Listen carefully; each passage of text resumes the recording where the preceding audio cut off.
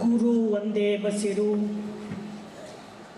ಲಿಂಗ ಒಂದೇ ಬಸಿರು, ಜಂಗಮ ಒಂದೇ ಬಸಿರು. ಇದನಾರಯ್ಯ ಅಮಳೋಕ್ಯವ ಮಾಡಿ ತೋರಿದವರು, ಇದನಾರಯ್ಯ ಪ್ರಜ್ವಲಿತವ ಮಾಡಿ ತೋರಿದವರು. ಪೂರ್ವಾಚಾರಿ ಭಕ್ತಿ ಭಂಡಾರಿ ಸಂಗನ ಬಸವಣ್ಣ ಎನಗೆ ಗುಹೇಶ್ವರ ಲಿಂಗವ ತೋರಿದೆಯಾಗಿ. ಪೂರ್ವಾಚಾರಿ ಭಕ್ತಿ ಭಂಡಾರಿ ಸಂಗನ ಬಸವಣ್ಣ ಎನಗೆ ಗುಹೇಶ್ವರ ಲಿಂಗವ ತೋರಿದೆಯಾಗಿ. ಲೋಕಾದಿ ಲೋಕಗಳೆಲ್ಲವೂ ಎನಗೆ ಕಿಂಚಿತ್ತು, ಲೋಕಾದಿ ಲೋಕಗಳೆಲ್ಲವೂ ಎನಗೆ ಕಿಂಚಿತ್ತು. ಸ್ವಾನುಭಾವದ ನೆಲೆಯ ನಾನೇನ ಬಲ್ಲೆನೈ, ನೀನೇ ಒಳಪೊಕ್ಕು ಏನ ನುಡಿಸಿದಡೆ ಆನು ನುಡಿವೆನೈ ಗುರುವೆ ಕೃಪೆಯಾಗು. ಸದಾವಕಾಲ ಸ್ಮರಣೀಯರು ಅಖಂಡ ಲೋಕಪೂಜ್ಯರಾದ ವಿಶ್ವಗುರು ಮಹಾಮಾನವತವಾದಿ ಲಿಂಗವಂತ ಧರ್ಮ ಸಂಸ್ಥಾಪಕ ಅಪ್ಪ ಬಸವಣ್ಣನವರ ಸಮಸ್ತ ಬಸವಾದಿ ಶರಣಶರಣೆಯರ ಅನುಭಾವದ ಬೆಳಗಿನಲ್ಲಿ ಜರುಗುತ್ತಿರುವ ಶರಣತತ್ವ ಕಮ್ಮಟದ ಈ ಅನುಭಾವಪೂರ್ಣ ಸಂದರ್ಭದಲ್ಲಿ ಪವನ ಸಾನ್ನಿಧ್ಯವನ್ನು ಕರುಣಿಸಿರುವ ಸರ್ವ ಪೂಜ್ಯರಲ್ಲಿ, ಅನುಭಾವಿಗಳಲ್ಲಿ, ಈ ಕಾರ್ಯಕ್ರಮದಲ್ಲಿ ಭಾಗವಹಿಸಿರುವ ಎಲ್ಲ ಆತ್ಮೀಯ ಶರಣ ತಂದೆ ತಾಯಿಗಳಲ್ಲಿ, ಮುದ್ದು ಮಕ್ಕಳಲ್ಲಿ ಭಕ್ತಿಯ ಶರಣು ಶರಣಾರ್ಥಿಗಳು. ಲಿಂಗವಂತರ ಅಂಗವೆನಿಸಿರುವ ಅಷ್ಟಾವರಣ ತತ್ವಗಳ ಒಂದು ವಿವೇಚನೆಯಲ್ಲಿ ನಾವೆಲ್ಲ ಇದ್ದೇವೆ. ಈ ಕುರಿತು ಈಗಾಗಲೇ ಅಷ್ಟಾವರಣ ತತ್ವದ ಪ್ರಥಮ ತತ್ವವಾಗಿರುವ ಗುರು, ದ್ವಿತೀಯ ತತ್ವವಾಗಿರುವ ಲಿಂಗವನ್ನು ಪೂರೈಸಿ ಜಂಗಮ ತತ್ವಕ್ಕೆ ನಾವೆಲ್ಲ ಬರ್ತಾ ಇದ್ದೀವಿ. ಈ ಕುರಿತು ನೋಡುವಾಗ ಬಹುಶಃ ಜಂಗಮ ಅಂತ ಕುರಿತು ಅನುಭವ ನಾವೆಲ್ಲ ಮಾಡ್ಕೋಬೇಕಾದ್ರೆ, ಜಂಗಮ ಗುರು ಮತ್ತು ಲಿಂಗ ತತ್ವವಿಡಿದೆ ಅವುಗಳ ಪರಿಪೂರ್ಣತೆಯಾಗಿ ಬರೋದು ಜಂಗಮ ತತ್ವ. ಅದನ್ನು ಗುರು ಬಸವಣ್ಣನವರು ತಮ್ಮ ಒಂದು ವಚನದ ಅನುಭವದಲ್ಲಿ ನಮಗೆಲ್ಲ ತೋರಿಸಿಕೊಡ್ತಾರೆ. ಬಸವಣ್ಣನವರ ಪ್ರಕಾರ ನಿತ್ಯ ನಿರಂಜನ ಪರಂಜ್ಯೋತಿ ಪರವಸ್ತು ಉಪದೇಶವ ಕೊಟ್ಟು ತಾನೇ ಗುರುವಾದ. ಕರಸ್ಥಲಕ್ಕೆ ಬಂದು ಪೂಜೆಗೊಂಡು ತಾನೇ ಲಿಂಗವಾದ. ಹಸರವಾದ ಪ್ರಪಂಚವ ಕಳೆದು ದಾಸೋಹವ ಮಾಡಿಸಿಕೊಂಡು ತಾನೇ ಜಂಗಮವಾದ. ಇಂತಿ ಗುರು, ಲಿಂಗ, ಜಂಗಮ ಒಂದೇ ತತ್ವವಲ್ಲದೆ ತಿಲಾಂಶ ಭೇದವಿಲ್ಲ ನೋಡ, ಭೇದವಿಲ್ಲ ನೋಡ. ಒಂದೇ ಪರವಸ್ತು. ಅದಕ್ಕೆ ಬಸವಣ್ಣನವರು ಕರೆದದ್ದು ನಿತ್ಯ ನಿರಂಜನ ಪರಂಜ್ಯೋತಿ ಪರವಸ್ತು. ಆ ಒಂದೇ ಪರವಸ್ತು ತನ್ನ ಲೀಲೆಗಾಗಿ ತಾನೇ ಉಪದೇಶವ ಕೊಟ್ಟು ಅರಿವ ಬೋಧಿಸಿ ತಾನೇ ಗುರು ಅನಿಸ್ತು. ಆ ಅರಿವಿನ ಗಟ್ಟಿಗೊಂಡ ರೂಪವಾಗಿ ಸದ್ಭಕ್ತರ ಕರಸ್ಥಲಕ್ಕೆ ಬಂದು ಪೂಜೆಗೊಂಡು ತಾನೇ ಲಿಂಗ ಅನಿಸ್ತು. ಯಾವ ಸದ್ಭಕ್ತನ ಅಂಗಮನ ಭಾವದೊಳಗಿರುವ ಭವದ ಜಾಡ್ಯವ ಕಳೆದು, ಅಂದರೆ ಅದನ್ನೇ ದಾಸೋಹವ ಮಾಡಿಸಿಕೊಂಡು ತಾನೇ ಜಂಗಮ ಅನಿಸ್ತು. ತಾನೇ ಒಂದೇ ವಸ್ತು ತನ್ನ ಲೀಲೆಗಾಗಿ ಗುರುವಾಗಿ, ಲಿಂಗವಾಗಿ, ಜಂಗಮವಾಗಿ ತೋರಿರುವಂಥದ್ದು.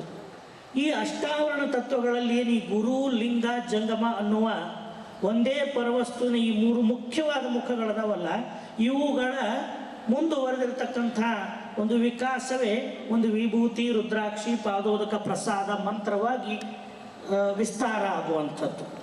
ಇವೇ ತತ್ವಗಳು ಆಕಾಶ ತತ್ವದೊಳಗೆ ಹೋಗಿ ನಿಂತಾಗ ಮಂತ್ರ ಆಗ್ತೈತೆ, ಜಲತತ್ವಕ್ಕೆ ಬಂದಾಗ ಪಾದೋದಕ ಆಕೈತಿ, ಪೃಥ್ವಿ ತತ್ವಕ್ಕೆ ಬಂದಾಗ ಪ್ರಸಾದ ಆಗ್ತೈತಿ. ಹೀಗೆ ಒಂದೇ ಪರವಸ್ತು ಗುರು, ಲಿಂಗ, ಜಂಗಮ ಅನ್ನುವ ಮೂರು ಮುಖಗಳಾಗಿ ವಿಸ್ತಾರಗೊಂಡಿರುವಂಥದ್ದು. ಹಾಗಾದರೆ ಯಾವ ಪರವಸ್ತು ತಾನೇ ತನ್ನ ಲೀಲೆಗಾಗಿ, ಒಂದು ಕಡೆಗೆ ಇದನ್ನು ಷಣ್ಮುಖ ಶಿವಯೋಗಿಗಳು ತೋರಿಸಿಕೊಡ್ತಾರೆ. ಆ ಪರವಸ್ತುವಿನ ಗುರು, ಲಿಂಗ ಮತ್ತು ಜಂಗಮದ ವಿಸ್ತಾರಗೊಂಡಿರ್ತಕ್ಕಂಥ ನಿಲುವನ್ನು ನೀವು ನಿಮ್ಮ ಸ್ವಲೀಲೆಯಿಂದ ಜಗದ ಸಕಲ ಲೀಲಾ ವೈಭವಂಗಳ ನಟಿಸಬೇಕೆಂಬ ನೆನಹುದೋರಲು ಆ ನೆನಹೇ ನಿರ್ಧರಿಸಿ ಚಿತ್ತೆನಿಸಿತ್ತು. ಈ ಜಗದ ಸಕಲ ಲೀಲಾ ವೈಭವಂಗಳ ನಟಿಸಬೇಕೆಂಬ ನೆನಹು ನಿಮ್ಮಲ್ಲಿ ತೋರಲು ಆ ನೆನಹೇ ನಿರ್ಧರಿಸಿ ಚಿತ್ತೆನಿಸಿತ್ತು. ಆ ಚಿತ್ತಿನಿಂದ ನಾದ ಬಿಂದು ಕಳೆಗಳೊಗೆದವು. ಆ ನಾದ ಬಿಂದು ಕಳೆಗಳು ಮೂಲ ಚಿತ್ತಿನೊಂದಿಗೆ ಸಮರಸಗೊಂಡು ಅಖಂಡ ಪರಿಪೂರ್ಣ ತೇಜೋಮೂರ್ತಿ ಗೋಳಾಕಾರವೊಬ್ಬ ಮಹಾಲಿಂಗವೆನಿಸಿತ್ತು. ಆ ಮಹಾಲಿಂಗವು ತಾನೇ ಪಂಚಮುಖವನೈದಿಹ ಸದಾಶಿವನೆನಿಸಿತ್ತು. ಆ ಸದಾಶಿವನಿಂದೇ ಸ್ವರ್ಗ ಮರ್ತ್ಯ ಪಾತಾಳವೆಂಬ ತ್ರೈಲೋಕಗಳು ಜನಿಸಿದವು. ಈ ತ್ರೈಲೋಕಗಳ ಮಧ್ಯದಲ್ಲಿ ಹೆಣ್ಣು ಗಂಡು ನಾಮ ರೂಪ ಕ್ರಿಯೆಗಳನ್ನೊಳಗೊಂಡ ಸಕಲ ಸಚರಾಚರವೆಲ್ಲವೂ ಉದಯಿಸಿತ್ತು. ಇಂತಿವೆಲ್ಲವೂ ನಿಮ್ಮ ನೆನಹು ಮಾತ್ರದಿಂದಲಾದವಯ್ಯ. ಇಂತಿವೆಲ್ಲವೂ ನಿಮ್ಮ ನೆನಹು ಮಾತ್ರದಿಂದಲಾದವಯ್ಯ ಅಖಂಡೇಶ್ವರ. ಆ ಪರವಸ್ತುವಿನ ನೆನಹು ಮಾತ್ರದಿಂದ ತೋರಿ ಬಂದ ನೆನಹೇ ಗಟ್ಟಿಗೊಂಡಾಗ ತೋರಿ ಬಂದದ್ದು ಮೂಲ ಚಿತ್ತು. ಆ ಮೂಲ ಚಿತ್ತುವೇ ಗುರುಸ್ವರೂಪ. ಈ ಜಗತ್ತಿನಲ್ಲೆಲ್ಲ ಆವರಿಸಿರುವ ಅಖಂಡ ಅರಿವಿನ ಮೂಲ ಗರ್ಭ ಇರೋದೇ ಆ ಮೂಲ ಚಿತ್ತಿನಲ್ಲಿ. ಆ ಮೂಲ ಚಿತ್ತುವೇ ಒಡೆದು ವಿಸ್ತರಿಸಿ ನೆಲೆಗೊಂಡಿರ್ತಕ್ಕಂಥ ಸ್ವರೂಪವೇ ಲಿಂಗ. ಆ ಲಿಂಗಕ್ಕೆ ಮಹಾಲಿಂಗ ಅಂತ ಕರೆದ್ರು. ಆ ಮಹಾಲಿಂಗ ಸೃಷ್ಟಿ ಕ್ರಿಯೆಯಲ್ಲಿ ತೊಡಗಿ ತಾನೇ ವಿಸ್ತಾರಗೊಂಡು ಸಕಲ ಜೀವರಾಶಿಗಳ ರೂಪದೊಳಗೆಲ್ಲ ನೆಲೆಸಿದಾಗ ಅದುವೇ ಜಂಗಮ. ಮೂಲ ಚಿತ್ತಿನಲ್ಲಿ ಗುರು, ಆ ಚಿತ್ತು ನೆನಹು ನಿರ್ಧರಿಸಿ ಗಟ್ಟಿಗೊಂಡದ್ದೇ ಲಿಂಗ. ಆ ಲಿಂಗದ ಚಲನೆಯಾಗಿ ಇಡೀ ವಿಶ್ವದ ತುಂಬೆಲ್ಲ ಆವರಿಸಿದಾಗ ಅದುವೇ ಜಂಗಮ. ಹಂಗಾದ್ರೆ ಜಂಗಮ ಅಂದ್ರೆ ಏನು ಅಂದ್ರೆ ಲಿಂಗದ ಚೈತನ್ಯದ ಚಲನೆ, ಲಿಂಗದ ವಿರಾಟ ಸ್ವರೂಪವೇ ಜಂಗಮ. ಲಿಂಗ ಬಿಟ್ಟು ಜಂಗಮ ಇಲ್ಲ. ಲಿಂಗ ತಾನು ಕೇಂದ್ರ ವಸ್ತುವಾಗಿ ನೆಲೆಗೊಂಡಾಗ ಅದು ಲಿಂಗ. ಆ ಲಿಂಗದ ಕಿರಣಗಳಾಗಿ ಸಕಲ ಜೀವರಾಶಿಗಳೊಳಗೆಲ್ಲ ಅಣುರೇಣು ತೃಣಕಾಷ್ಟದೊಳಗೆಲ್ಲ ಲಿಂಗದ ಚೈತನ್ಯ ವಿಸ್ತರಿಸಿಕೊಂಡಾಗ, ಹೀಗೆ ಅಖಂಡವಾಗಿ ವಿಸ್ತರಿಸಿ ವಿರಾಟ ಸ್ವರೂಪವಾಗಿ ನಿಂತಾಗ ಅದುವೇ ಜಂಗಮ. ಜಂಗಮ ಅಂತ ಕರೆಸಿಕೊಳ್ಳೋದು. ಅದಕ್ಕಾಗಿ ಬಸವಣ್ಣನವರು ಒಂದು ಕಡೆ ಪಿಂಡ ಜ್ಞಾನಸ್ಥಳದಲ್ಲಿ ಒಂದು ವಚನದಲ್ಲಿ ಹೇಳುತ್ತಾರೆ, ಅಯ್ಯ ನೀನು ನಿರಾಕಾರವಾಗಿದ್ದಲ್ಲಿ ನಾನು ಜ್ಞಾನವೆಂಬ ವಾಹನವಾಗಿದ್ದೆ ಕಾಣ.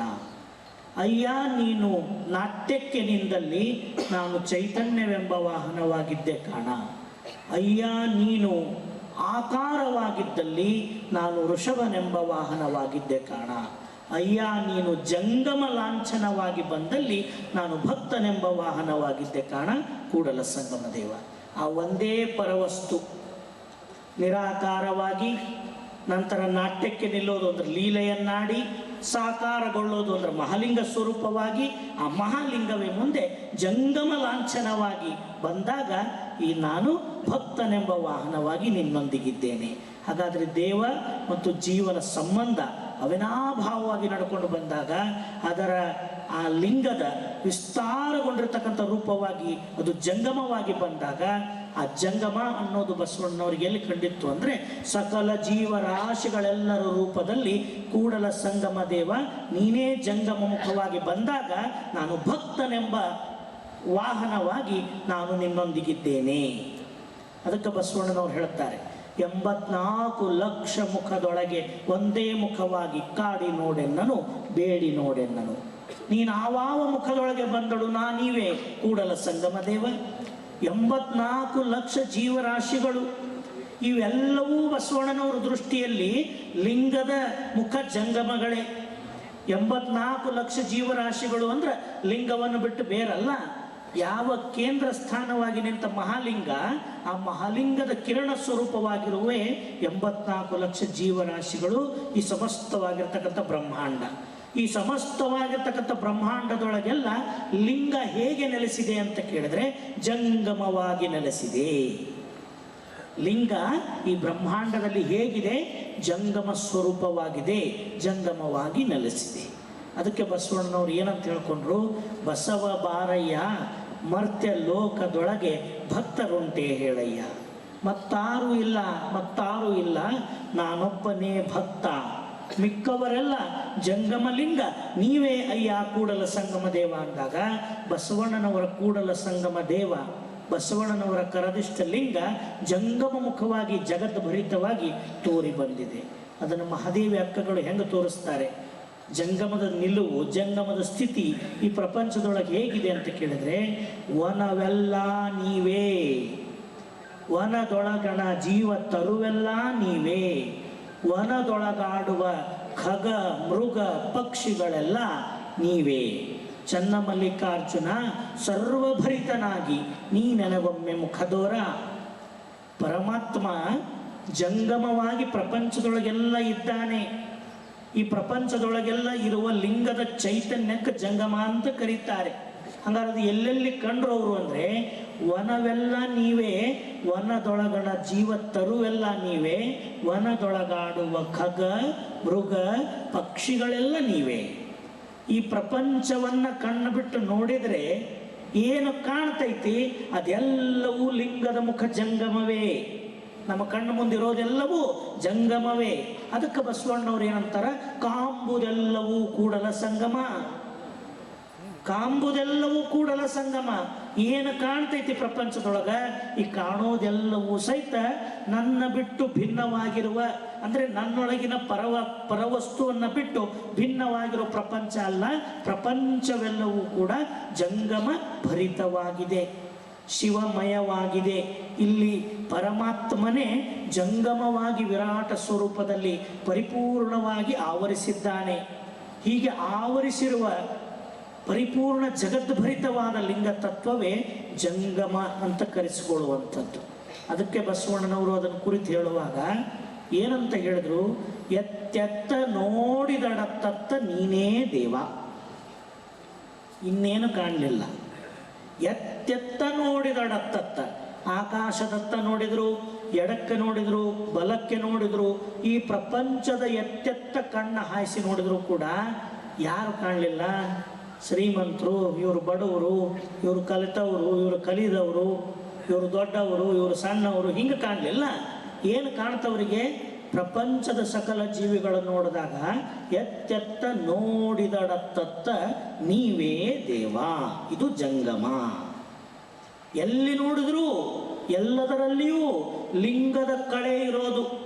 ಎಲ್ಲಿ ನೋಡಿದಡಲ್ಲೆಲ್ಲ ಪರಮಾತ್ಮನೇ ಇದ್ದಾನೆ ಅನ್ನೋ ಅರಿವನ್ನ ಗಟ್ಟಿಗೊಳಿಸಿಕೊಂಡದ್ದು ಅದು ಜಂಗಮ.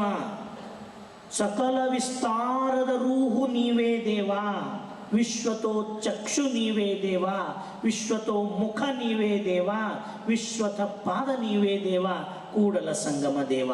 ಹೀಗೆ ಎತ್ತೆತ್ತ ನೋಡಿದಡತ್ತ ಕೇವಲ ಪರಮಾತ್ಮನನ್ನೊಬ್ಬನನ್ನೇ ಇದ್ದಾನೆ ಅನ್ನೋ ಅರಿವಿದೆಯಲ್ಲ, ಅದು ಜಂಗಮ. ಯಾಕೆ ಅಂತ ಕೇಳಿದ್ರೆ, ಲಿಂಗದ ಚಲನೆಯಾಗಿ, ಲಿಂಗದ ಶಕ್ತಿಯೇ ಚಲಿಸಿ ಜಂಗಮವಾಗಿ ಆವರಿಸಿದೆ. ಈಗೊಬ್ಬ ಸೂರ್ಯ ಇದ್ದಾನೆ, ಆ ಸೂರ್ಯನಿಂದ ಸಹಸ್ರ ಸೂರ್ಯ ಕಿರಣಗಳು, ಸೂರ್ಯ ರಶ್ಮಿಗಳಾಗಿ ಈ ಭೂಮಿಯನ್ನೆಲ್ಲ ಬೆಳಕು ಮಾಡಿವೆ. ಇಲ್ಲಿ ಸೂರ್ಯ ಬಂದಿಲ್ಲ, ಸೂರ್ಯನ ಅನಂತವಾದ ಶಕ್ತಿಯನ್ನು ತಮ್ಮೊಳಗೆ ಹಿಡಿದಿಟ್ಟುಕೊಂಡಿರುವ ಸೂರ್ಯ ರಶ್ಮಿಗಳು ಇಲ್ಲಿವರೆಗೆ ಬಂದಾವ. ಇಲ್ಲಿ ಸೂರ್ಯ ಬಂದಾನೋ, ಸೂರ್ಯನ ಕಿರಣಗಳು ಬಂದಾವೋ, ಸೂರ್ಯನ ಕಿರಣಗಳು ಬಂದಾವ. ಅದರ ಕಿರಣಗಳಲ್ಲಿ ಏನಿದೆ, ಸೂರ್ಯನೊಳಗಿರುವ ಅನಂತವಾದ ಶಕ್ತಿ ಇದೆ. ಅದು ಇದೆ ಅಂತ ನಾವು ಸೌರ ಶಕ್ತಿಯನ್ನು ಇಲ್ಲಿ ಬಳಸ್ತೀವಿ. ಅದರಿಂದ ವಿದ್ಯುತ್ ತಯಾರು ಮಾಡ್ತೀವಿ, ನೀರ ಕಾಸ್ತೀವಿ, ಮತ್ತೇನೋ ಮಾಡ್ತೀವಿ. ಯಾಕೆ ಮಾಡ್ತೀವಿ? ಸೂರ್ಯನಲ್ಲಿರುವ ಸಮಸ್ತ ಶಕ್ತಿ ಅವನಿಂದ ಹೊರಹೊಮ್ಮಿದ ಪ್ರತಿಯೊಂದು ಕಿರಣದೊಳಗೂ ಇದೆ.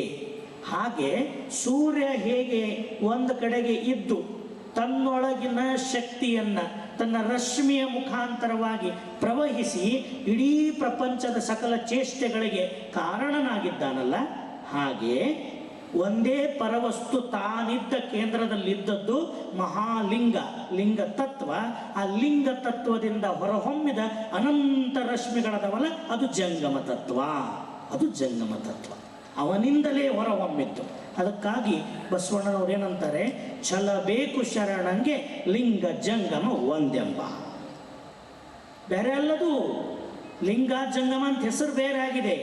ಆದರೆ ತನ್ನ ಲೀಲೆಗಾಗಿ ತಾನೇ ವಿಸ್ತಾರಗೊಂಡು ಜಂಗಮ ಅನಿಸ್ಕೊಂಡೈತಿ, ಒಂದು ಕಡೆಗೆ ಲಿಂಗ ಅನಿಸ್ಕೊಂಡೈತಿ. ಆದರೆ ಲಿಂಗ ಮತ್ತು ಜಂಗಮದ ನಿಲುಕಡೆ ತಾನು ಮಾತ್ರ ಒಂದೇ ಒಂದೇ. ಹೀಗೆ ಈ ಅಖಂಡವಾಗಿರ್ತಕ್ಕಂಥ ಅರಿವನ್ನು, ಲಿಂಗ ಇಷ್ಟು ವಿಸ್ತಾರವಾಗಿರ್ತಕ್ಕಂಥ ಅರಿವನ್ನು ಹೊಂದಿರತಕ್ಕಂಥ ಲಿಂಗದ ಅರಿವನ್ನು ಯಾವ ಸದ್ಭಕ್ತ ಶರಣ ತನ್ನಂಗದಲ್ಲಿ ಅಂಗೈವಿಸಿಕೊಂಡು ನಾಮರೂಪಾತ್ಮಕವಾಗಿರ್ತಕ್ಕಂಥ ಜಡವಾದ ಶರೀರ ಭಾವವನ್ನು ಮೀರಿ ಅನಂತವಾದ ಜಂಗಮ ಭಾವದಲ್ಲಿ ವಿರಮಿಸ್ತಾನೋ ಅವನು ಜಂಗಮ, ಅವನು ಜಂಗಮ. ಇದುವರೆಗೆ ನೋಡಿದ್ದು ಪರವಸ್ತುವಿನ ನಿಖಲ ಸ್ವರೂಪದ ಜಂಗಮ. ಯಾಕಂದ್ರೆ ಅಷ್ಟಾವರಣದ 8 ತತ್ವಗಳ 2 ಮುಖಗಳು, ಒಂದು ಸಕಲ ಮುಖ, ಇನ್ನೊಂದು ನಿಷ್ಕಲ ಮುಖ. ಸಕಲ ಅಂದರೆ ಸಾಕಾರ ರೂಪ, ನಿಷ್ಕಲ ಅಂದರೆ ನಿರಾಕಾರ ರೂಪ. ನಮ್ಮಲ್ಲಿ ಎರಡೂ ಇದೆ. ನಾವು ಕೇವಲ ಸಾಕಾರ ಹಿಡಿಯವರಲ್ಲ, ಕೇವಲ ನಿರಾಕಾರ ನಂಬವರಲ್ಲ. ನಿರಾಕಾರವನ್ನು ನಂಬಬೇಕಾದ್ರೆ ಸಾಕಾರವನ್ನು ಆಶ್ರಯಿಸಲೇಬೇಕು ಅನ್ನುವ ಒಂದು ಗಟ್ಟಿಯಾದ ಸಿದ್ಧಾಂತವನ್ನು ಈ ಧರ್ಮಕ್ಕೆ ನಮ್ಮ ಶರಣರು ನಮಗೆ ಕೊಟ್ಟು ಹೋಗ್ಯಾರ. ಆ ನೆಲೆಯೊಳಗೆ ಗುರುವಾದರೂ ಕೂಡ ಅರಿವು ನಿರವಯ ಗುರುವಾದರೆ ದೀಕ್ಷೆಯನ್ನು ಕೊಡ್ತಕ್ಕಂಥ ಅರಿವಿನ ಸಾಕಾರ ಮೂರ್ತಿಯೇ ತಾನಾದ ಸುಜ್ಞಾನ ಸತ್ಕ್ರಿಯಾ ಸಂಪನ್ನನಾದ ಗುರು ಬಹಿರಂಗದಲ್ಲಿ ಬೇಕೇ ಬೇಕು. ಲಿಂಗ ಲಯ ಗಮನ ರಹಿತ ದ್ವಾಪ್ತ ಲಿಂಗ ಮುದಚ್ಚತೆ ಅಂತ ಹೇಳ್ತೀವಲ್ಲ, ಅಂಥ ಲಿಂಗ ನಿರಾಕಾರ ನಿರವಯ ಸ್ವರೂಪ ಆಗಿದ್ರೂ ಕೂಡ ಅದರ ಅರಿವು ಭಕ್ತನಂಗಕ್ಕಾಗಬೇಕಾದ್ರೆ ಸಾಕಾರದಲ್ಲಿ ಕರಸ್ಥಲಕ್ಕೊಂದು ಇಷ್ಟಲಿಂಗ ಬೇಕೇ ಬೇಕು. ಹಾಗೇನೆ ಜಂಗಮ ಅನ್ನತಕ್ಕಂಥದ್ದು ಲಿಂಗದ ವಿಸ್ತಾರವೇ ಜಂಗಮ ಅನ್ನುವಂಥ ಒಂದು ನಿರವಯ ಜಂಗಮದ ಸ್ಥಿತಿಯಾದರೆ, ಆ ನಿರಾಕಾರ ನಿರವಯ ಜಂಗಮದ ಪರಿಪೂರ್ಣ ಅನಂತವಾದ ಅರಿವನ್ನು ತನ್ನಂಗದಲ್ಲಿ ಅಂಗೈವಿಸಿಕೊಂಡು ಅರಿವು ಆಚಾರ ಅನುಭಾವಗಳ ಸಂಗಮಗೊಂಡ ವ್ಯಕ್ತಿತ್ವ ಯಾವುದಿದೆಯೋ ಅದು ಜಂಗಮ. ಇದು ಸಾಕಾರದಲ್ಲಿ ಜಂಗಮ. ಅಂದರೆ ಇಂಥ ಒಂದು ಜಂಗಮ ಅನ್ನತಕ್ಕಂಥದ್ದು ಹೇಗಿದೆ, ಈ ಜಂಗಮದ ನೆಲೆ ಎಂಥದ್ದು ಅನ್ನೋದನ್ನು ನೋಡೋದಾದರೆ ಹೇಳ್ತಾರೆ, ಜ ಎಂಬಲ್ಲಿ ಜನನ ಗುಣ ನಾಸ್ತಿ. ಜ ಎಂದಲ್ಲಿ ಜನನ ಗುಣ ನಾಸ್ತಿ. ಗ ಎಂಬಲ್ಲಿ ಗಮನ ನಾಸ್ತಿ. ಮ ಎಂಬಲ್ಲಿ ಮರಣ ನಾಸ್ತಿ. ಜ ಅಂದರೆ ಜನನ ಇಲ್ಲದ್ದು, ಗ ಅಂದಲ್ಲಿ ಗಮನ ಇಲ್ಲದ್ದು, ಮ ಅಂದಾಗ ಮರಣ ಇಲ್ಲದ್ದು. ಜನನ, ಗಮನ ಮತ್ತು ಮರಣ ಅನ್ನುವ ಲೌಕಿಕದ ಉಪಾಧಿಕೆಗಳನ್ನು ಹೊತ್ತದ್ದು ಜಂಗಮ ಅಲ್ಲ. ಈ 3 ಉಪಾಧಿಕೆಗಳನ್ನು ಮೀರಿ ನಿಂತದ್ದು ಜಂಗಮ. ಜಂಗಮ ಜಂಗಮ ಅಂದ್ರೆ ಚೈತನ್ಯ ಭರಿತವಾದದ್ದು, ಚೈತನ್ಯಶೀಲವಾದದ್ದು, ಜಡವಾದದ್ದಲ್ಲ. ಹಾಗಾದ್ರೆ ಅಂಥ ಅಜಡಾತ್ಮಕವಾದ ಜಂಗಮಕ್ಕೆ ಆಧಾರ ಯಾವುದು ಅಂದರೆ ಜನನ ಗಮನ ಮರಣಗಳಿಗೆ ಅತೀತವಾಗಿ ನಿಂತ ತತ್ವರೂಪ ಅದು, ತತ್ವರೂಪ ಅದು. ಹಾಗಾದರೆ ಜನನ ಗಮನ ಮರಣಗಳು ಇಂಥ ಸದ್ಭಕ್ತ ಶರಣನಲ್ಲಿ ಇಲ್ಲ. ಜಂಗಮದ ಅರಿವನ್ನು ತನ್ನಂಗದಲ್ಲಿ ಅಂಗೈವಿಸಿಕೊಂಡು ನಾಮರೂಪಾತ್ಮಕವಾದ ಶರೀರ ಭಾವ ತಾನಲ್ಲದೆ ಅನಂತ ಭಾವದಲ್ಲಿ ತಾನಿದ್ದವನು, ತನ್ನಲ್ಲಿ ಸಮಸ್ತವಾಗಿರ್ತಕ್ಕಂಥ ವಿಶ್ವವನ್ನು ಕಂಡವನು, ಸಮಸ್ತ ವಿಶ್ವದೊಳಗೆಲ್ಲ ತನ್ನರಿವನ್ನು ಪಡೆದವನು, ಎಲ್ಲವೂ ತಾನೇ ಆಗಿ ನಿಂತವನು. ಅದನ್ನು ಬಸವಣ್ಣವ್ರು ಹೇಳ್ತಾರಲ್ಲ, ಎಲ್ಲವೂ ಕೂಡ ತನ್ನಲ್ಲಿ, ತಾನು ವಿಶ್ವದ ಸಕಲವೆಲ್ಲದರಲ್ಲಿ ಬೆರೆತು ಸಮರಸಗೊಂಡ ವಿರಾಟ ಸ್ವರೂಪ ಇದೆಯಲ್ಲ, ಅದು ಜಂಗಮ. ಅದು ಎಲ್ಲಿ ವ್ಯಕ್ತ ಆಗ್ತೈತೋ, ಯಾವ ಸದ್ಭಕ್ತನ ಅಂಗದಲ್ಲಿ ಅದು ಆ ಕಳೆ ತೋರಿ ಬರ್ತೈತೋ ಅದೆಲ್ಲವೂ ಜಂಗಮ, ಅದೆಲ್ಲವೂ ಜಂಗಮ. ಅಂದರೆ ಆ ಜಂಗಮಕ್ಕೆ ಏನಿಲ್ಲ, ಜನನ ಇಲ್ಲ, ಗಮನ ಇಲ್ಲ, ಮರಣ ಇಲ್ಲ. ಜನನ ಗಮನ ಮರಣಗಳಿಗೆ ಒಳಗಾಗುವ ಶರೀರ ನಾನಲ್ಲ ಅನ್ನೋ ಭಾವಗಟ್ಟಿ ಇದೆ. ಈ ಶರೀರ ನಾನಂತ ತಿಳಿದ್ರು ಅಲ್ಲಿಗೆ ಜನನನು ಬಂತು, ಗಮನನು ಬಂತು, ಮರಣನು ಬಂತು.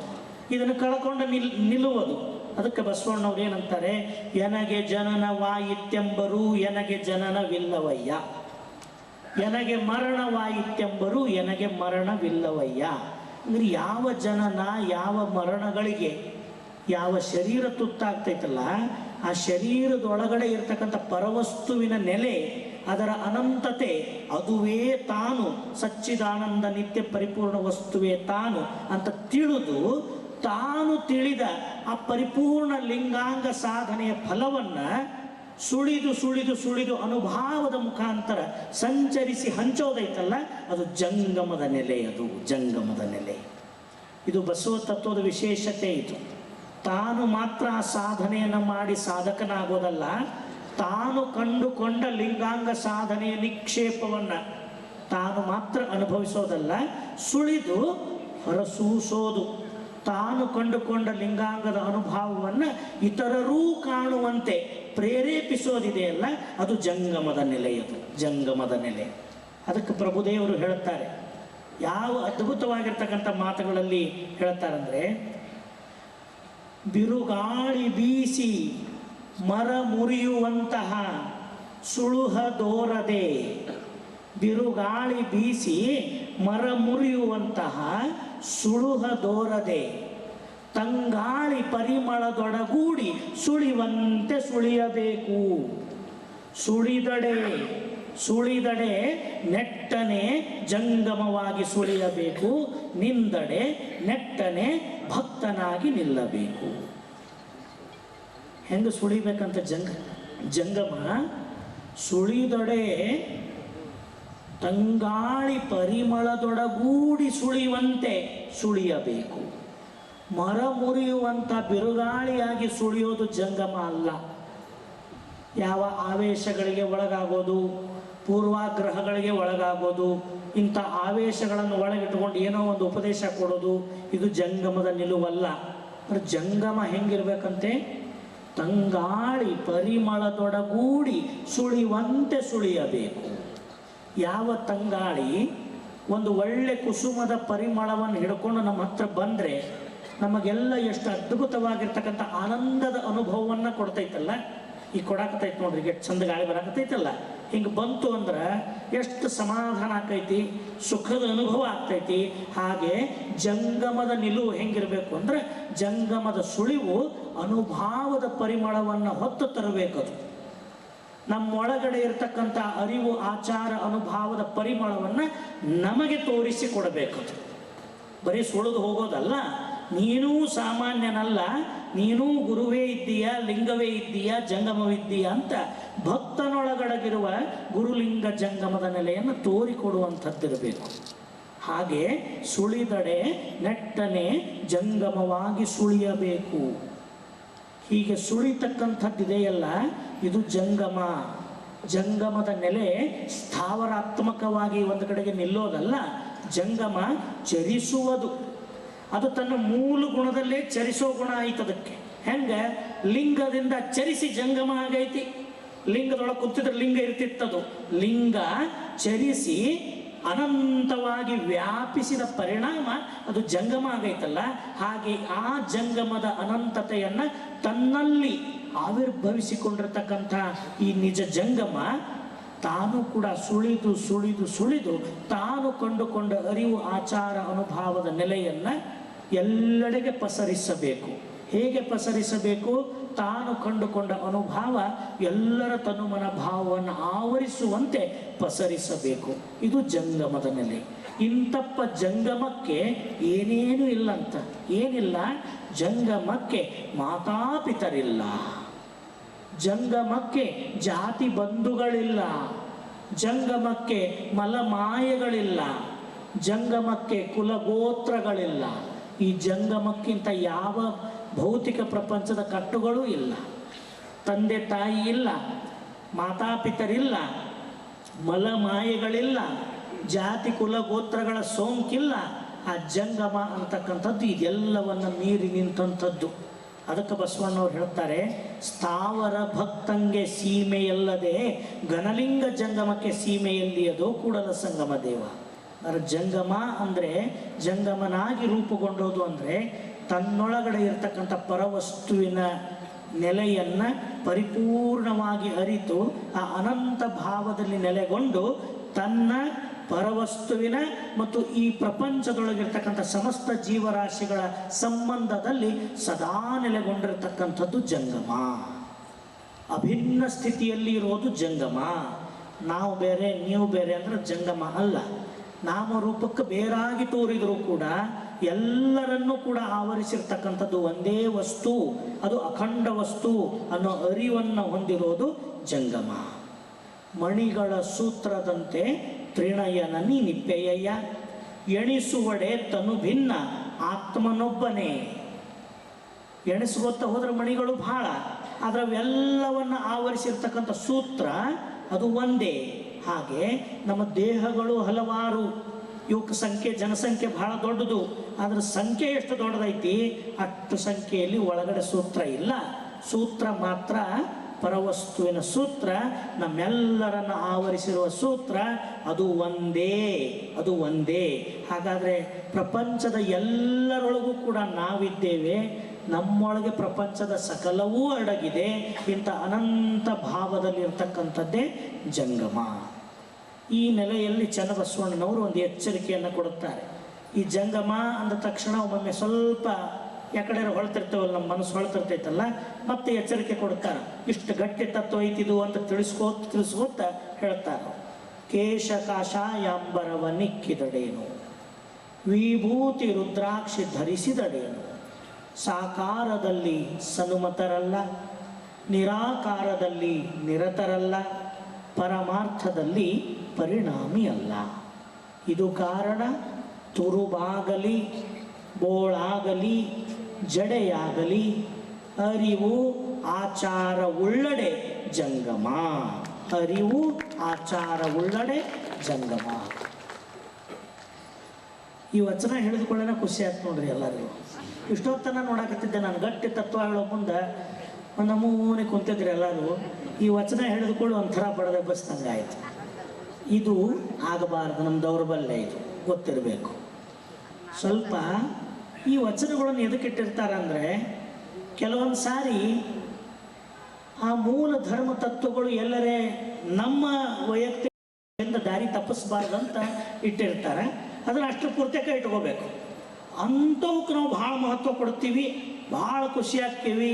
ಅಂದ್ರೆ ಇದೇನು ತೋರಿಸ್ತೈತೆ ಅಂದ್ರೆ ಆಚರಣೆಗೆ ಗಮನ ಕೊಡೋದಿಲ್ಲ, ನಾವು ಭಾಳ ಅನುಭಾವಕ್ಕೆ ಗಮನ ಕೊಡಬೇಕು.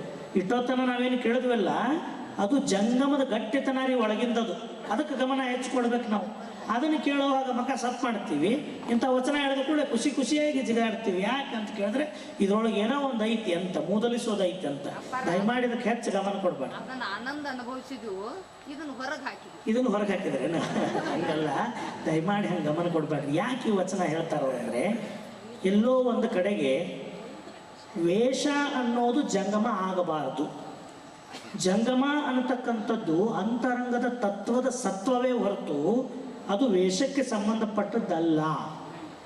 ಕೇಶ ಕಾಷಾಯಾಂಬರವ ಧರಿಸಿದಡು, ವಿಭೂತಿ ರುದ್ರಾಕ್ಷಿಗಳ ಕೂಸಿದಡು, ಇಂಥ ಎಲ್ಲ ರೀತಿಯಾಗಿರ್ತಕ್ಕಂಥ ಭೌತಿಕ ವೇಷ ಲಾಂಛನಧಾರಿಗಳಾಗಿದ್ರೂ ಕೂಡ ಅಂತರಂಗದ ಅರಿವಿನಲ್ಲಿ ಜಂಗಮ ಅನ್ನೋದು ನೆಲೆಗೊಳ್ಳದೆ ಹೋದಾಗ, ಲಿಂಗದ ಅರಿವು ಗಟ್ಟಿಗೊಳ್ಳದೆ ಹೋದಾಗ, ಲಿಂಗದ ಅನಂತವಾದ ವಿಸ್ತಾರ, ಶಿವಮಯವಾದ ಪ್ರಪಂಚದಲ್ಲಿ ನಾನಿದ್ದೇನೆ ಅನ್ನೋ ಭಾವ ಮೂಡದೆ ಹೋದಾಗ ಈ ಭೌತಿಕವಾಗಿರ್ತಕ್ಕಂಥ ಲಾಂಛನಗಳೆಲ್ಲ ಕೂಡ ಧರಿಸಿಯೂ ಯಾವ ಪ್ರಯೋಜನಕ್ಕೆ ಬಾರದು. ಈ ಲಾಂಛನಗಳನ್ನು ಯಾಕೆ ನಮಗೆ ಕೊಟ್ಟಾರಂದ್ರೆ, ಅಂತರಂಗದಲ್ಲಿ ಆ ತತ್ವ, ಬಹಿರಂಗದಲ್ಲಿ ಅದರ ಪ್ರತೀಕ. ಇವೆರಡಕ್ಕೂ ಪರಸ್ಪರ ಅನುಸಂಧಾನ ಮತ್ತು ಸಂಬಂಧ. ಜಂಗಮಕ್ಕೊಂದು ಲಾಂಛನ, ವಿಭೂತಿ, ರುದ್ರಾಕ್ಷಿ, ಮಂತ್ರ ಮತ್ತು ಇಷ್ಟಲಿಂಗ. ಇದು ಎಲ್ರಿಗೂ ಕೂಡ ಇದೆ. ಅಂದರೆ ಈ ಜಂಗಮ ಆಗೋದಂದ್ರೆ ಏನು? ಭಕ್ತ ನೀನೇ ಅರಿವನ್ನು ಜಾಗೃತಗೊಳಿಸಿಕೊಂಡಾಗ ಗುರು ಆಗ್ತೀಯ. ಅಖಂಡ ವಸ್ತು ನಾನಂತ ತಿಳಿದಾಗ ಲಿಂಗ ಆಗ್ತೀಯ. ಆ ಲಿಂಗದ ಒಂದು ಚಲನೆಯಾಗಿ ಪ್ರಪಂಚದೊಳಗೆಲ್ಲ ನಾನೇ ಇದ್ದೇನೆ ಅನ್ನುವಂಥ ಭಾವ ಗಟ್ಟಿಕೊಂಡು ಸ್ವಾನುಭಾವಿ ಆದಾಗ ನೀನೇ ಜಂಗಮ ಆಗ್ತೀಯ.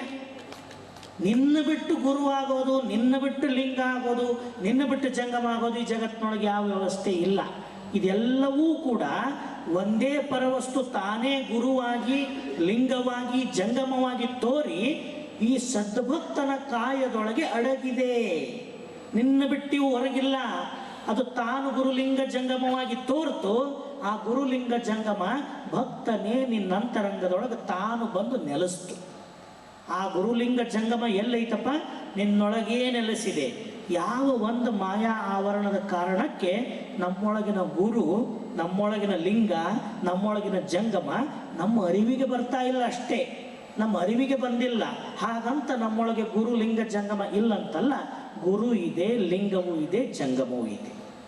ಒಂದೇ ಹಾಲು ತನ್ನೊಳಗೆ ಮೊಸರು ಇದೆ, ಮಜ್ಜಿಗೆಯೂ ಇದೆ, ಕಡೆದರೆ ಬೆಣ್ಣೆಯೂ ಇದೆ, ಅತ್ಯಂತಿಕ ನೆಲೆಯಲ್ಲಿ ತುಪ್ಪವೂ ಇದೆ. ಇದೆಲ್ಲವೂ ಕೂಡ ಬರೀ ಹಾಲು ನೋಡಿದ್ರೆ ಇದೆಲ್ಲ ಇದೆ ಅಂತ ತೋರಿ ಬರೋದಿಲ್ಲ. ಹಾಗಾದ್ರೆ ಇದು ಯಾವಾಗ ತೋರಿ ಬರ್ತೈತಿ? ಮಥನಕ್ಕೆ ಒಳಪಡಿಸಿದಾಗ, ಅದರದೇ ಆದ ಸಂಸ್ಕಾರ ಸಿಕ್ಕಾಗ ಹಾಲಿದ್ದದ್ದು ಮೊಸರಾಗಿ ಕಾಣ್ತೈತಿ, ಮೊಸರಿದ್ದದ್ದು ಮಜ್ಜಿಗೆಯಾಗಿ ಕಾಣ್ತೈತಿ, ಮಜ್ಜಿಗೆ ಕಡಿದಾಗ ಬೆಣ್ಣೆ ಉತ್ಪತ್ತಿ ಆಕೈತಿ, ಬೆಣ್ಣೆ ಕಾಸಿದಾಗ ತುಪ್ಪವೂ ಆಕೈತಿ. ಹಾಗೆ ನೀನು ಭಕ್ತ ಅಂದ್ರೆ ಹಾಲಿದ್ದಂಗೆ. ನಿನ್ನೊಳಗೆ ಗುರುವೂ ಇದೆ, ಲಿಂಗವೂ ಇದೆ, ಜಂಗಮವೂ ಇದೆ. ಮಥನಿಸಿದಾಗ, ಸಂಸ್ಕರಿಸಿದಾಗ ಗುರುವು ಕಾಣ್ತಾನ, ಲಿಂಗವೂ ಕಾಣ್ತೈತಿ, ಜಂಗಮವೂ ಕಾಣ್ತೈತಿ. ಆ ಗುರು ಲಿಂಗ ಜಂಗಮ ಯಾರು ಅಂದ್ರೆ ನೀನೇ. ನೀನೇ. ನಿನ್ನ ಬಿಟ್ಟು ಗುರು ಇಲ್ಲ, ಲಿಂಗ ಇಲ್ಲ, ಜಂಗಮ ಇಲ್ಲ. ಇಂಥ ಅತ್ಯಂತಿಕವಾಗಿರ್ತಕ್ಕಂಥ ನಿಲುವನ್ನು ನಮ್ಮ ಶರಣರು ಈ ಜಂಗಮ ತತ್ವದೊಳಗೆ ಅಡಗಿಸಿಕೊಟ್ರು. ಹಾಗಾದ್ರೆ ಜಂಗಮ ಅನ್ನೋದು ಗುರು ಮತ್ತು ಲಿಂಗ ಇವೆರಡೂ ತತ್ವಗಳ ಪರಿಪೂರ್ಣ ನಿಷ್ಪತ್ತಿಯಾದದ್ದು ಜಂಗಮ ತತ್ವ. ಗುರುವಿನ ನಿಷ್ಪತ್ತಿ ಲಿಂಗದಲ್ಲಿ, ಲಿಂಗದ ನಿಷ್ಪತ್ತಿ ಜಂಗಮದಲ್ಲಿ. ಜಂಗಮ ಅನ್ನೋದು ಗುರು ಲಿಂಗ ಎರಡನ್ನೂ ಪರಿಪೂರ್ಣವಾಗಿ ಒಳಗೊಂಡದ್ದು. ಅದಕ್ಕೆ ಚನ್ನಬಸವಣ್ಣನವರು ಸೂಚ್ಯವಾಗಿ ಏನಂತ ಹೇಳಿದ್ರು? ಅರಿವು ಆಚಾರವುಳ್ಳಡೆ ಜಂಗಮ. ಅರಿವು ಅಂದ್ರೆ ಗುರು, ಆಚಾರ ಅಂದ್ರೆ ಲಿಂಗ, ಇವೆರಡೂ ಉಳ್ಳದ್ದೇ ಜಂಗಮ. ಜಂಗಮ ಗುರು ಮತ್ತು ಲಿಂಗವನ್ನು ಬಿಟ್ಟು ಭಿನ್ನವಾಗಿ ಬರೋದಲ್ಲ. ಅರಿವಿನ ಮುಂದುವರಿದ ಭಾಗವೇ ಆಚಾರ, ಗುರುವಿನ ಮುಂದುವರಿದ ಭಾಗವೇ ಲಿಂಗ. ಆ ಲಿಂಗದ ವಿರಾಟ ಸ್ವರೂಪವಾಗಿ ತೋರಿ ಬರೋದೇ ಜಂಗಮ. ಹಾಗಾದ್ರೆ ಇಂತಪ್ಪ ಜಂಗಮ ಅನ್ನೋದು ತತ್ವರೂಪವಾಗಿ ಇರುವಂಥ ಜಂಗಮ ಯಾವ ಸದ್ಭಕ್ತ ಶರಣ ತನ್ನಂಗದಲ್ಲಿ ಅದನ್ನು ವ್ಯಕ್ತಗೊಳಿಸಿಕೊಳ್ತಾನೋ, ಯಾವ ಸದ್ಭಕ್ತನಲ್ಲಿ ಅಂತಪ್ಪ ಸಾಮರ್ಥ್ಯ ವ್ಯಕ್ತಗೊಳ್ತೈತೋ ಅವನೇ ಜಂಗಮ. ಅದು ಇವರೇ ಆಗಬೇಕು ಅವರೇ ಆಗಬೇಕಂತಲ್ಲ, ನೀನು ಯಾರಾದರೂ ಆಗಿ ಅವರೆಲ್ಲರೂ ಜಂಗಮ ಆಗಬಹುದು ಅಂತ ತೋರಿಸಿಕೊಟ್ಟಂಥ ಒಂದು ಸಿದ್ಧಾಂತ ನಮ್ಮ ಬಸವ ತತ್ವದಲ್ಲಿರುವಂಥದ್ದು. ಅದಕ್ಕೆ ಬಸವಣ್ಣವ್ರು ಏನಂತಾರೆ? ದಾಸಿ ಪುತ್ರನಾಗಲಿ, ವೇಶ್ಯಾಪುತ್ರನಾಗಲಿ. ಯಾರಪ್ಪ? ಹಿಂಗೆ ಸುಮ್ಮನೆ ಮ್ಯಾಗ್ನವ್ರು ಹೇಳಲಿಲ್ಲ ಅವರು. ಯಾರನ್ನು ನಾವು ಭಾಳ ಕೆಳಗೆ ನೋಡ್ತಿದ್ವಲ್ಲ ಅವರನ್ನು ತಂದು ತೋರಿಸಿದ್ರು ಜಂಗಮ ಯಾರಾಗಬಹುದು ಅಂತ. ದಾಸಿ ಪುತ್ರನಾಗಲಿ, ವೇಶ್ಯಾಪುತ್ರನಾಗಲಿ. ಶಿವದೀಕ್ಷೆಯಾದ ಬಳಿಕ ಸಾಕ್ಷಾತ್ ಶಿವನೆಂದು ನಂಬಿ ಪೂಜಿಸಿ ಪಾದೋದಕ ಪ್ರಸಾದವ ಕೊಳ್ಳುವುದು. ಎಂಥ ಮಾತು! ಈ ವಿಶ್ವದ ಯಾವ ಸಿದ್ಧಾಂತದೊಳಗೂ ಇಲ್ಲ ಇದು. ಒಬ್ಬ ದಾಸಿ ಪುತ್ರನಾಗಲಿ, ವೇಶ್ಯಾಪುತ್ರನಾಗಲಿ, ಪೂರ್ವಾಶ್ರಯದಲ್ಲಿ ನೀನು ಯಾರಾದರೂ ಆಗಿರು, ಆವನಾದಡೇನೋ ಶ್ರೀ ಮಹಾದೇವನ ನೆನೆವನ, ಬಾಯ ತಂಬುಲವ ಮೆಲುವೆ, ಬೀಳೊಡೆಯ ಪದೆವೆ, ಪಾದರಕ್ಷೆಯ ಕಾಯ್ದು ಬದುಕುವೆ ಕೂಡಲ ಸಂಗಮ ದೇವ. ಎಂತೆಂಥವರಲ್ಲಿ ಜಂಗಮತ್ವವನ್ನು ಅರಳಿಸಿ ತೋರಿಸಿದ್ರು ಬಸವಣ್ಣವರು ಅವತ್ತಿನ ದಿವಸ. ಎಂಥವರೂ ಕೂಡ ಶಿವ ದೀಕ್ಷೆಯಾದ ಬಳಿಕ ಅಂದ್ರೆ ಗುರುವಿನ ಅನುಗ್ರಹಕ್ಕೆ ಒಳಗಾಗಿ, ಗುರು ತೋರಿದ ಪಥದಂತೆ ನಡೆದು, ಗುರು ವಾಕ್ಯ ಉಲ್ಲಂಘನೆ ಆಗದಂತೆ ಬದುಕಿದರೆ ಆವಾಗ ನಿನಗೆ ಸ್ಪಷ್ಟವಾಗಿ ಲಿಂಗದ ದರ್ಶನ. ಆ ಲಿಂಗದ ನಿರಂತರವಾದ ಅನುಸಂಧಾನವೇ ಜಂಗಮವಾಗಿ ರೂಪುಗೊಳ್ಳುವಿಕೆ. ಈ ಜಂಗಮ ಅನ್ನೋದು ಗುರುವಿನಿಂದ ಆರಂಭ ಆಗಿ ಲಿಂಗವಾಗಿ ನೆಲೆಗೊಂಡು ಜಂಗಮದಲ್ಲಿ ಪರಿಪೂರ್ಣತೆಯನ್ನು ಕಂಡುಕೊಳ್ಳುವಂಥದ್ದು. ಹಂಗಾರೆ ಈ ಜಂಗಮ ಅನ್ನೋ ತತ್ವದೊಳಗೆ, ಅದರ ಗರ್ಭದೊಳಗೆ ಗುರು ಮತ್ತು ಲಿಂಗ ಇವೆರಡರ ಪರಿಪೂರ್ಣ ಅನುಭಾವದ ಸಿದ್ಧಿ ಎಲ್ಲಿದೆ ಅಂತ ಕೇಳಿದ್ರೆ ಜಂಗಮ ಅನ್ನೋ ತತ್ವದಲ್ಲಿ ಅಡಕವಾಗಿದೆ. ಹಾಗಾದ್ರೆ ಹೀಗೆ ಗುರು, ಲಿಂಗ ಮತ್ತು ಜಂಗಮವೆಂಬ ಮೂರು ರೂಪಾಗಿ ಆ ಪರವಸ್ತು ಯಾಕೆ ನೆಲೆಗೊಳ್ತು ಒಂದು ವಿಚಾರ ಮಾಡಬೇಕಲ್ಲ. ಯಾತಕ್ಕಾಗಿ ಪರಮಾತ್ಮ ಗುರು, ಲಿಂಗ, ಜಂಗಮ ರೂಪಾಗಿ ಬಂದ, ಯಾತಕ್ಕಾಗಿ ಬಂದ ಅಂತ ಕೇಳಿದ್ರೆ, ಹರ ತನ್ನ ರೂಪವ ತೋರಬೇಕೆಂದು ಗುರು ರೂಪಾಗಿ ಮರ್ತ್ಯಕ್ಕೆ ಬಂದ, ಮನಸ್ಥಲಕ್ಕೆ ಮಂತ್ರವಾದ, ತನುಸ್ಥಲಕ್ಕೆ ಪ್ರಸಾದವಾದ, ಕರಸ್ಥಲಕ್ಕೆ ಲಿಂಗವಾದ, ಇಂತಿಯನ್ನ ತ್ರಿವಿಧ ಸ್ಥಳಕ್ಕೆ ತ್ರಿವಿಧ ಸಾಹಿತ್ಯವಾದನಯ್ಯ ಕೂಡಲ ಚೆನ್ನ ಸಂಗಯ್ಯನಲ್ಲಿ ಬಸವಣ್ಣನು. ಪರವಸ್ತು ತಾನೇ ತನ್ನ ಸ್ವರೂಪವನ್ನು ತೋರಲೆಂದು ಗುರುವಾಗಿ, ಲಿಂಗವಾಗಿ, ಜಂಗಮವಾಗಿ ಸಜಾತೀಯವಾದ ಮಾನವಾಕಾರವನ್ನು ಧರಿಸಿ ಸಾಕಾರ ಸ್ವರೂಪದ ಸದ್ಭಕ್ತನನ್ನು ಉದ್ಧರಿಸಲೆಂದು ತಾನೇ ಗುರುಲಿಂಗ ಜಂಗಮ ಸ್ವರೂಪವಾಗಿ ಬಂದ. ಬರಲೇಬೇಕಾಯಿತು. ತಾನೇ ಹರವಿದ ಮಾಯೆ, ತಾನೇ ಸೃಷ್ಟಿಸಿದ ಅಗಾಧವಾಗಿರ್ತಕ್ಕಂಥ ಅಜ್ಞಾನ ಅದು ಯಾವ ಮಟ್ಟಿಗಿತ್ತು ಅಂತ ಕೇಳಿದ್ರೆ, ಈ ಅಜ್ಞಾನದಿಂದ, ಭವಪಾಶದಿಂದ ಸಾಮಾನ್ಯನಾಗಿರ್ತಕ್ಕಂಥ ಜೀವಾತ್ಮ ಮೇಲೆ ಬರೋಕ್ಕೆ ಅಸಾಧ್ಯ ಆಗಿಬಿಟ್ಟಿತ್ತು. ಮರ್ತ್ಯ ಲೋಕದ ಮಹಾಮನೆ ಹಾಳಾಗಿ ಹೊಂಟಿತ್ತು. ಅಂಥ ಸಂದರ್ಭದಲ್ಲಿ ಈ ಸದ್ಭಕ್ತರನ್ನು ಉದ್ಧರಿಪ ಸದಿಚ್ಛೆಯಿಂದ ತಾನೇ ಗುರುಲಿಂಗ ಜಂಗಮ ಸ್ವರೂಪವಾಗಿ ಮರ್ತ್ಯಕ್ಕೆ ಬಂದು ಭಕ್ತನ ತನು ಮನ ಭಾವದೊಳಗೆ ನೆಲೆಸಿ ತನ್ನ ಮೂಲ ಸ್ವರೂಪದ ಅರಿವನ್ನು ಕೊಡಲೆಂದು ಬಂದದ್ದೇ ಗುರು, ಲಿಂಗ ಮತ್ತು ಜಂಗಮ ತತ್ವಗಳು. ಈ ಗುರುಲಿಂಗ ಜಂಗಮ ಅನ್ನೋದು ಬೇರಲ್ಲ, ಪರಮಾತ್ಮ ಬೇರಲ್ಲ. ಪರಮಾತ್ಮ ತಾನೇ ನಮ್ಮನ್ನು ಉದ್ಧರಿಸಲೆಂದು ಈ ಸ್ವರೂಪವಾಗಿ ಮರ್ತ್ಯಕ್ಕೆ ಅವತರಿಸಿ ಬಂದ. ಹೀಗೆ ಬಂದಿರತಕ್ಕಂಥ ಪರಮಾತ್ಮ ಸಕಲ ಜೀವರಾಶಿಗಳೊಳಗೆಲ್ಲ ತುಂಬಿ ತೋರಿ ನಿಂದ. ಈ ನೆಲೆಯನ್ನು ಬಸವಣ್ಣವ್ರು ಏನಂತ ಹೇಳ್ತಾರೆ, ಮರಕ್ಕೆ ಬಾಯಿ ಬೇರೆಂದು ತಳಕ್ಕೆ ನೀರನ್ನೆರೆದರೆ ಮೇಲೆ ಪಲ್ಲವಿಸಿತ್ತು ನೋಡ. ಲಿಂಗದ ಬಾಯಿ ಜಂಗಮವೆಂದು ಪಡಿ ಪದಾರ್ಥವ ನೀಡಿದರೆ ಮುಂದೆ ಸಕಲಾರ್ಥವನ್ನೀವನು. ಜಂಗಮ ಹರನೆಂದು ಕಂಡು, ಎಚ್ಚರಿಕೆ ಮಾತಿದು, ಜಂಗಮ ಹರನೆಂದು ಕಂಡು ನರನೆಂದು ಭಾವಿಸಿದರೆ ನರಕ ತಪ್ಪದು ಕಾಣ ಕೂಡಲ ಸಂಗಮ ದೇವ. ಮರಕ್ಕೆ ಬಾಯಿ ಬೇರೆಂದು ತಳಕ್ಕೆ ನೀರನ್ನೆರೆದರೆ ಮೇಲೆ ಪಲ್ಲವಿಸಿತ್ತು ನೋಡ. ಇದು ನಿಮಗೆಲ್ಲ ಗೊತ್ತೈತಿ, ಬಿಡಿಸೋ ಅವಶ್ಯಕತೆ ಇಲ್ಲ. ಲಿಂಗದ ಬಾಯಿ ಜಂಗಮವೆಂದು, ಯಾವ ಲಿಂಗ ನಿರಾಕಾರ ನಿರ್ಗುಣ ಸ್ವರೂಪದಲ್ಲಿದೆಯೋ ಆ ಲಿಂಗದ ತೃಪ್ತಿ, ಲಿಂಗದ ಸಂತೃಪ್ತಿ ಎಲ್ಲಡಗಿದೆ ಅಂತ ಕೇಳಿದ್ರೆ ಜಂಗಮದ ಮುಖದಲ್ಲಡಗಿದೆ. ಲಿಂಗದ ಬಾಯಾಗಿ, ಲಿಂಗದ ಸಂತೃಪ್ತಿಗಾಗಿ ಇರೋದೇ ಜಂಗಮ. ಆ ಜಂಗಮದ ಮುಖದಲ್ಲಿ ನೀಡಿದ ಪ್ರಸಾದ, ಜಂಗಮದ ಮುಖದಲ್ಲಿ ಮಾಡಿದ ಸೇವೆ ಅದು ಲಿಂಗ ಸಂತುಷ್ಟಿಗೆ ಕಾರಣ ಆಗೋದು. ನಾವು ಪರಮಾತ್ಮನ ಸಂತುಷ್ಟಿ ನೇರವಾಗಿ ಮಾಡಕ್ಕೆ ಬರೋದಿಲ್ಲ. ಪರಮಾತ್ಮ ತನ್ನ ಸೇವೆಯನ್ನು ಪಡ್ಕೊಳ್ಳೋಕ್ಕಾಗಿ ಜಂಗಮ ರೂಪದೊಳಗದಾನ. ಆ ಜಂಗಮ ಮುಖಕ್ಕೆ ನೀಡಿದ್ದೆಲ್ಲವೂ ಕೂಡ ಲಿಂಗ ಸಂತುಷ್ಟಿಗೆ ಕಾರಣ ಆಗುವಂಥದ್ದು.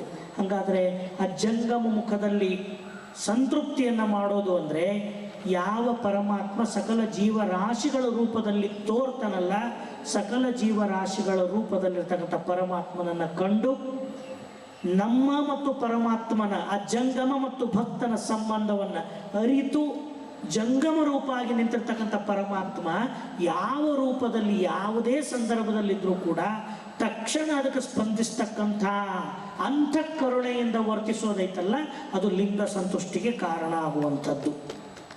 ಯಾರಿಗೆ ಎಲ್ಲೇ ಕಷ್ಟ ಇರಲಿ, ನೋವಿರಲಿ, ತೊಂದರೆ ಇರಲಿ, ಅಂಥ ಕಷ್ಟಗಳಿಗೆ ಸ್ಪಂದಿಸೋದು ಜಂಗಮ ಮುಖವಾಗಿರ್ತಕ್ಕಂಥ ಲಿಂಗದ ಸಂತೃಪ್ತಿಗೆ ಕಾರಣ ಆಗೋದು ಹೇಗೆ ಅಂತ ಕೇಳಿದ್ರೆ, ಜಂಗಮದಲ್ಲಿ ದಾಸೋಹವನ್ನು ಮಾಡೋ ಮುಖಾಂತರವಾಗಿ, ಜಂಗಮದಲ್ಲಿ ಸೇವೆಯನ್ನು ಮಾಡೋ ಮುಖಾಂತರವಾಗಿ ಲಿಂಗದ ಸಂತುಷ್ಟಿಗೆ ಕಾರಣ ಆಗುವಂಥದ್ದು.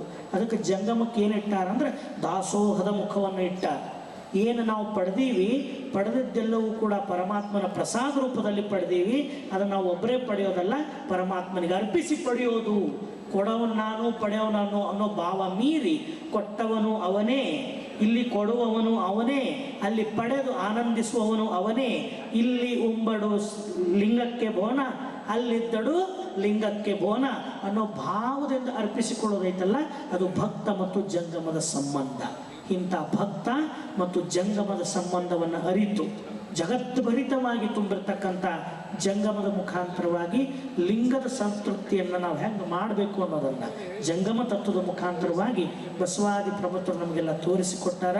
ಆ ನೆಲೆಯಲ್ಲಿ ನಾವೆಲ್ಲ ಜಂಗಮ ಅನ್ನೋದನ್ನು ಸರಿಯಾದ ಅರಿವಿನಿಂದ ಗ್ರಹಿಸಿಕೊಂಡು ಅಂತಪ್ಪ ಅರಿವು ಆಚಾರ ಅನುಭಾವವುಳ್ಳ ಜಂಗಮ ನಮ್ಮಲ್ಲಿ ಸುಳಿದಾಗ ಆ ಜಂಗಮದ ಅನುಭವವನ್ನು ಪಡೆದುಕೊಂಡು ನಾವು ಜಂಗಮ ಮುಟ್ಟಿ ಜಂಗಮವೇ ಆಗ್ತಕ್ಕಂಥ ನೆಲೆಯನ್ನು ಕಂಡುಕೊಳ್ಳೋಣ ಅನ್ನುವಂಥ ಒಂದು ವಿಚಾರವನ್ನು ತಮ್ಮೆಲ್ಲರ ಮುಂದಿಟ್ಟು ಈ ನುಡಿ ಸೇವೆಯನ್ನು ಅಪ್ಪ ಬಸವಣ್ಣನವರ ಶ್ರೀಪಾದಕ್ಕೆ ಸಮರ್ಪಿಸ್ತೇನೆ. ತಮ್ಮೆಲ್ಲರಿಗೆ ಭಕ್ತಿಯ ಶರಣು ಶರಣಾರ್ಥಿ. ಧನ್ಯವಾದ ಅಂತ ಕರೆದ. ಈ ಪ್ರಪಂಚದ ಪ್ರತಿಯೊಬ್ಬ ಜೀವನಲ್ಲೂ ಕೂಡ ಶಿವಾಂಶವಿದೆ, ಶಿವ ಚೈತನ್ಯವಿದೆ. ಶಿವ ಚೈತನ್ಯವಿಲ್ಲದ ಯಾವ ಸ್ಥಳವೂ ಈ ಪ್ರಪಂಚದೊಳಗಿಲ್ಲ. ಅದಕ್ಕೆ ಹೆಂಗೆ ಹೇಳ್ತಾರ, ಅಣುರೇಣು ತೃಣಕಾಷ್ಟ ಪ್ರತಿಯೊಂದರೊಳಗೂ ಪರಮಾತ್ಮನಿದ್ದಾನೆ. ಹಂಗಾದ್ರೆ ಈ ಸಮಾಜ ಅಂತ ಎದಕ್ಕೆ ಕರೀತಾರ? ಜನರ ಒಂದು ಸಮುದಾಯಕ್ಕೆ ಸಮಾಜ ಅಂತ ಕರೀತಾರೆ. ಮತ್ತಂದ್ರೆ ಈ ಸಮುದಾಯದೊಳಗಿರ್ತಕ್ಕಂಥ ಜನರೆಲ್ಲರಲ್ಲೂ ಕೂಡ ಜಂಗಮ ಲಿಂಗವಾಗಿ ಪರಮಾತ್ಮನಿದ್ದಾನೆ ಅಂಥೇಳಿ ಹೇಳುವಾಗ ಸಮಾಜ ಅಂತ ಹೇಳ್ತೀವಿ. ಆದರೆ ಜಂಗಮ ಅಂತ ಬಂದಾಗ ನೀವು ಬರೀ ಸಮಾಜ ಅಂತ ಅಷ್ಟೇ ಹೇಳಬಾರ್ದು. ಜಂಗಮದ ವಿಶೇಷವಾಗಿರ್ತಕ್ಕಂಥ ನೆಲೆ ಏನು ಅದನ್ನು ನಾವೀಗೆಲ್ಲ ವಚನಗಳಲ್ಲಿ ಕಂಡುವಲ್ಲ. ಯಾವುದಕ್ಕಂತಂದ್ರೆ ಅರಿವು, ಆಚಾರ, ಅನುಭಾವಗಳನ್ನು ತನು ಮನ ಭಾವದಲ್ಲಿ ಪರಿಪೂರ್ಣವಾಗಿ ಅಂಗೈವಿಸಿಕೊಂಡು ಶಿವಯೋಗದ ಪರಮಸಿದ್ಧಿಯನ್ನು ಪಡೆದುಕೊಂಡು, ಅರ್ಥ ಆಯ್ತಲ್ರಿ? ಶಿವಯೋಗದ ಪರಮಸಿದ್ಧಿಯನ್ನು ಪಡೆದುಕೊಂಡು ಇರತಕ್ಕಂಥ ವಿಶೇಷ ತತ್ವಜ್ಞಾನಿ ಅನುಭಾವಿಗೆ ಜಂಗಮ ಅಂತ ಕರೀತಾರೆ. ಅಂಥ ಜಂಗಮಕ್ಕೆ ಮಾತ್ರ ಅನುಗ್ರಹಿಸುವ ಶಕ್ತಿ ಇರ್ತದೆ. ಈ ಜಂಗಮ ಸಮಾಜ ಅಂತ ಹೇಳಿ ಮತ್ತೆ ಯಾರನ್ನಾರ ತಗೊಂಡು ಬಂದು ಅನುಗ್ರಹ ಮಾಡಿಸ್ಕೊಳಕ್ ಬರೋದಿಲ್ಲ. ಇಂಥ ವಿಶೇಷವಾದ ಅನುಭವ, ಶಿವಯೋಗದ ಸಾಮರ್ಥ್ಯ ಎಲ್ಲಿ ಇರ್ತೈತಲ್ಲ ಅವರಿಗೆ ಮಾತ್ರ ಅನುಗ್ರಹಿಸುವ, ದೀಕ್ಷೆಯನ್ನ ಕರುಣಿಸುವ ಸಾಮರ್ಥ್ಯ ಇರ್ತದೆ. ಅಂಥವರಲ್ಲಿ ಅನುಗ್ರಹ ಪಡೆದು ಪಾದೋದಕ ಪ್ರಸಾದವನ್ನು ಪಡಿಬೇಕು. ಇಂಥ ಪಾದೋದಕ ಪ್ರಸಾದ ಅನುಗ್ರಹವನ್ನು ಕೊಡೋ ಸಾಮರ್ಥ್ಯ ಯಾವ ಶಿವಯೋಗಿಗಿದೆಯೋ ಅವರು ಜಂಗಮರು. ಜಂಗಮಗ ಅನಾದಿ ಶರಣನೆಂಬೆ ಬಸವಣ್ಣನಿಂದ ಲಿಂಗವಾದ ಕಾರಣ ಮಹಾಲಿಂಗ ಗುರು ಶಿವಸಿದ್ದೇಶ್ವರ ಪ್ರಭು ಮೊದಲೇ ಬಸವಣ್ಣ. ಆದರೆ ಬಸವ ಸಾಕಾರ ರೂಪದಲ್ಲಿಲ್ಲ, ಮೂಲ ಚಿತ್ತಿನ ಚಿದಂಗವಾಗಿ. ಸಿದ್ದರಾಮೇಶ್ವರ ಹೇಳುವಾಗ ನಾವು ಹೇಳ್ತೀವಲ್ಲ, ಚಿದಂಗ ಬಸವಾಯ ನಮಃ ಅಂತೀವಲ್ಲ, ಆ ಚಿದಂಗ ರೂಪವಾಗಿರ್ತಕ್ಕಂಥ ಬಸವ ಓಂಕಾರಕ್ಕೂ ಅತೀತವಾಗಿ ಅವಾಗ್ನ ಪ್ರಣವ ಸ್ವರೂಪವಾಗಿ ಆ ಪರವಸ್ತುವಿನಲ್ಲಿರ್ತಕ್ಕಂಥ ಮಹಾಜ್ಞಾನದ ಮೂಲ ಭಿತ್ತಿ ಅದು. ಅದರಿಂದಲೇ ನಾದ ಬಿಂದು ಕಳೆಗಳು ಮಹಾಲಿಂಗ ಎಲ್ಲ ಬಂದ ಕಾರಣ ಮೂಲದಲ್ಲಿ ಬಸವ. ಅಂದರೆ ಬಸವನ ಗರ್ಭದಲ್ಲಿ ಲಿಂಗ ಬಸವಣ್ಣನುದರದಲ್ಲಿ ಹುಟ್ಟಿತ್ತು. ಅರ್ಥ ಆಯ್ತಲ್ಲ? ಲಿಂಗ ಬಸವಣ್ಣನ ಉದರದಲ್ಲಿ ಹುಟ್ಟಿತ್ತು. ಹಂಗಾರೆ ಏನು ಡಿಫ್ರೆನ್ಸ್ ಐತ್ರಿ? ತಾಯಿ ತಂದಿಗೆ ಮಗ, ತಾಯಿಗೆ ಮಕ್ಕಳಿಗೆ ಏನು ಡಿಫ್ರೆನ್ಸ್ ಐತಿ? ಅವ್ರದೇ ತದ್ರೂಪ ಅಲ್ಲ. ಹಾಗಾದ್ರೆ ಬಸವನ ತದ್ರೂಪವೇ ಲಿಂಗದ ಮೂಲ ರೂಪವೇ ಬಸವ. ಏನು ವ್ಯತೆ ಇರಬೇಕು. ಅದಕ್ಕಾಗಿ ಸರಿಯಾಗಿ ತಿಳ್ಕೊಂಡೇ ಕೊಡುವಂಥ ಕೆಲಸನ ಮಾಡಬೇಕು.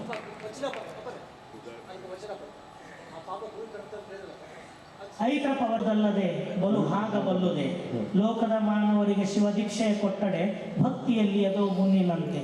ಈ ವಚನ ಐತಲ್ಲ, ಇದರೊಳಗೆ ಸ್ಪಷ್ಟವಾಗಿ ಅದನ್ನ ತೋರಿಸ್ಯಾರ. ಇದಕ್ಕಿಂತ ಹೆಚ್ಚಾಗಿ ಅರಿಯದೇ ಲಿಂಗವನ್ನು ಕೊಟ್ಟರೆ ಗುರುವಿಗೆ ರೌರವ ನರಕ ಅನ್ನೋ ಶಬ್ದ ಐತ್ರಿ ಚನ್ನಬಸವಣ್ಣವ್ರ ವಚನ ಐತಿ. ನಿರುಷದ ಗಿರಿ ಅಂದಕಂಗೆ ಮೊಗೆಯಬಹುದೇ ರಸದ ಭಾವಿ ನಿರ್ಭಾಗ್ಯಂಗೆ, ತೆಗೆಯಬಹುದೇ ಕಡವರವು ದರಿದ್ರಂಗೆ, ನಮ್ಮ ಕೂಡಲ ಸಂಗನ ಶರಣರನ್ನು ಪುಣ್ಯವಿಲ್ಲದೆ ಕಾಣಬಹುದೇ ಅಂತ ಕೇಳ್ತಾರೆ. ಅದಕ್ಕಂತ ಜಂಗಮರ ಗುರುಗಳು ಅದಾರೇನು ಅಂತ ಕೇಳೋಕ್ಕಿಂತ ಮೊದಲ ಅಂಥವ್ರು ನಮ್ಮ ಎದುರಿಗಿದ್ರು ಗುರುತಿಸೋಟ ಪುಣ್ಯ ಮೊದಲು ನಮ್ಮ ಹತ್ರ ಐತೇನೋ ಅಂತ ನಾವು ಪ್ರಶ್ನೆ ಮಾಡ್ಕೋಬೇಕಲ್ಲ. ಅದಕ್ಕೆ ಬಸವಣ್ಣವ್ರು ಏನಂತಾರೆ, ಅಂಥವರನ್ನ ಕಂಡು ಅವರಿಂದ ಅನುಗ್ರಹ ಪಡಿಬೇಕಾದ್ರೆ ನಮ್ಮಲ್ಲಿನೂ ಅಷ್ಟರ ಮಟ್ಟಕ್ಕೆ ಯೋಗ್ಯತಾ ಸಂಪಾದನೆ ಆಗಬೇಕು. ಅಂತ ಯೋಗ್ಯತಾ ಸಂಪಾದನೆ ಯಾವುದರಿಂದ ಆಗ್ತೈತಂದ್ರೆ ಸುಜ್ಞಾನ, ಸತ್ಕ್ರಿಯಾಚರಣೆ, ಒಳಗಡೆ ಒಳ್ಳೆ ತತ್ವಜ್ಞಾನ, ಬಹಿರಂಗದ ಬದುಕಿನಲ್ಲಿ ಒಳ್ಳೆ ಆಚರಣೆಗಳು, ಲಿಂಗದ ಆಚಾರಗಳು, ಇವನು ಮಾಡ್ಕೋತ ಹೋದ್ರೆ ಅಂಥ ಒಂದು ಯೋಗ್ಯತಾ ಸಂಪಾದನೆ ನಮ್ಮಲ್ಲಿ ಆಗ್ತದೆ ಅಂತ ಹೇಳಿ ತಮ್ಮೆಲ್ಲ